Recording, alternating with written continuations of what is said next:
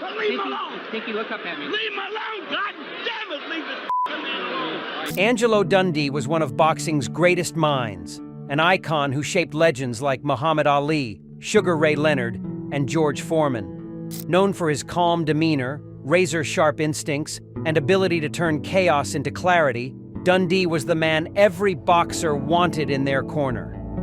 Learning what they're doing, like these two great professionals working there, Lupe Suarez and Antonio de Barros. They're just great. Yet, behind his warm smile and gentlemanly charm, there was also a fiery competitor, someone who didn't tolerate arrogance, dishonesty, or disrespect in the ring. In his later years, Dundee surprised many fans when he opened up about the fighters he genuinely disliked.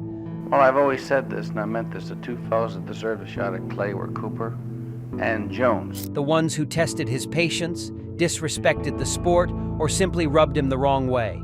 He wasn't talking about rival trainers or promoters, but about boxers who, in his view, lacked humility, sportsmanship, or honor.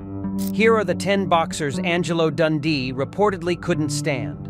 The ones who, for one reason or another, left him frustrated, disappointed, or just plain angry. 1. Sonny Liston. Sonny Liston was one of the most intimidating heavyweights of his era, but for Angelo Dundee, he represented everything wrong with boxing's darker side.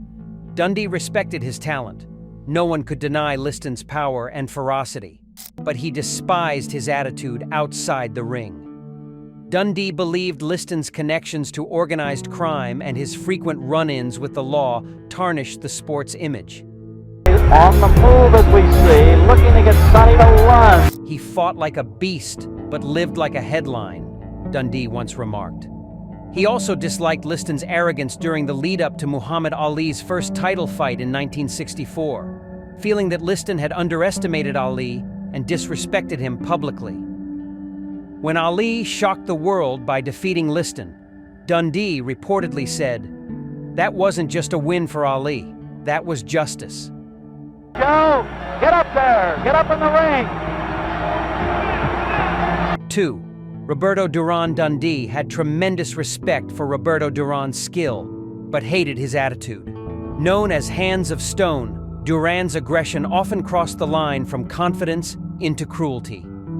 During Duran's rivalry with Sugar Ray Leonard, a fighter Dundee personally guided, he saw a side of Duran that deeply frustrated him. The insults, the mind games, and the infamous No Mas fight in 1980 convinced Dundee that Duran lacked true professionalism. He was brilliant when he wanted to be, Dundee once said, but when things didn't go his way, he quit. That's something I could never respect. 3. Mike Tyson. Mike Tyson was a phenomenon, a human storm of speed and fury. He's allowing Mike Tyson to trap him in the corner. But Dundee could never bring himself to admire him. He saw Tyson as a tragic product of poor guidance, wasted talent, and bad influences. While others praised Tyson's knockout power, Dundee criticized his discipline and maturity. He could have been the best ever, Dundee said, but he let anger and ego ruin him. No, I'm a strong believer that I just believe that race is just an insignificant. The infamous ear-biting incident against Evander Holyfield only deepened his distaste. Dundee felt Tyson disgraced boxing with that act. "You never lose control in the ring," he said. "The minute you do, you stop being a fighter and become a spectacle." 4. Riddick Bowe. Riddick Bowe was another heavyweight Dundee struggled to like. Despite his size, skill, and potential, Dundee viewed him as lazy and unmotivated. He saw flashes of greatness when Bowe defeated Evander Holyfield in 1992, but was disappointed by how quickly Bowe's career declined afterward. To Dundee, discipline was everything, and Bowe's lack of it drove him mad. He had all the tools to dominate for a decade, Dundee said, but he'd rather eat his way out of shape than work for greatness. Bowe's infamous decision to throw his heavyweight belt into a trash can symbolized, for Dundee, the loss of respect for the sport's legacy. 5. Andrew Golota. Angelo Dundee couldn't stand Andrew Golota, plain and simple. Golota was talented, but Dundee saw him as reckless and unsportsmanlike. His repeated low blows against Riddick Bowe and tendency to lose his composure made Dundee furious. He could box beautifully for 4 rounds and then ruin everything by acting like a thug, Dundee said in one interview. That's not boxing, that's disgrace. Dundee valued self-control above all else. For him, Golota represented wasted talent, a fighter who had everything physically but nothing mentally. 6. Naseem Hamed Prince. Naseem Hamed brought flair, showmanship, and electricity to boxing. But Angelo Dundee wasn't impressed. He admired Hamed's natural talent but hated his arrogance and cockiness. Dundee believed Hamed spent more time dancing and taunting than focusing on the fundamentals. Showmanship doesn't win world titles. Discipline does, Dundee said. When Hamed was humbled by Marco Antonio Barrera in 2001, Dundee wasn't surprised. He forgot that boxing isn't about being flashy. It's about being smart, he remarked. To Dundee, Hamed's downfall was proof that arrogance always catches up. 7. Ricardo Mayorga. Dundee openly disliked Ricardo Mayorga's behavior, calling him a street fighter pretending to be a boxer. Mayorga's crude insults and disrespectful pre-fight antics were everything Dundee loathed about the modern boxing era.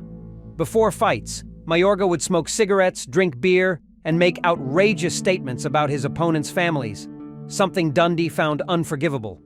"You can talk tough, but you never cross that line," he said. Despite Mayorga's occasional brilliance in the ring, Dundee saw him as a man who brought chaos instead of class to the sport. 8. Adrien Broner. Adrien Broner was one of the few contemporary fighters Dundee criticized even in his later interviews. Dundee couldn't stand his attitude, his brash personality, constant trash talk, and lack of focus. He believed Broner was trying too hard to imitate Floyd Mayweather without having the same work ethic or intelligence in the ring. "He wants to be Floyd without paying Floyd's price," Dundee said. For Dundee, Broner symbolized everything wrong with boxing's new generation. Too much talk, not enough substance. 9. Antonio Margarito. Angelo Dundee was furious when the truth came out about Antonio Margarito's illegal hand wraps in 2009. The discovery that Margarito had used hardened inserts to gain an advantage against Shane Mosley, and possibly in earlier fights, deeply offended Dundee. He considered it one of the most shameful acts in boxing history. "That's not cheating, it's criminal," he said. "You don't just break the rules, you risk breaking someone's skull." For a man like Dundee, who built his reputation on integrity, Margarito represented the ultimate betrayal of boxing's honor. 10. Ricardo Lopez, a surprising inclusion. Dundee's list ended with a surprising name, Ricardo Lopez, the undefeated Mexican legend. It wasn't hate in the traditional sense, but frustration. Dundee admired Lopez's skill, but felt he stayed too safe with his career. "He was one of the best technicians I ever saw," Dundee said, "but he never tested himself enough.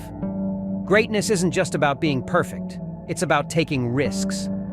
Dundee's inclusion of Lopez was a reflection of his belief that true champions must face real challenges, not just maintain clean records.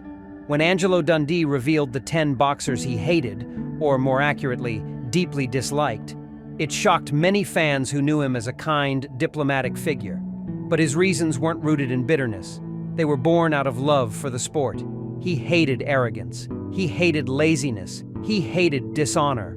But more than anything, he hated when gifted fighters wasted their potential or disrespected boxing's proud tradition. For Dundee, boxing wasn't just about fists. It was about heart, discipline, and respect. And even in expressing his dislike, he reminded everyone why he was one of the sport's most respected figures. As he once said, "You don't have to love every fighter, but you've got to love the fight itself."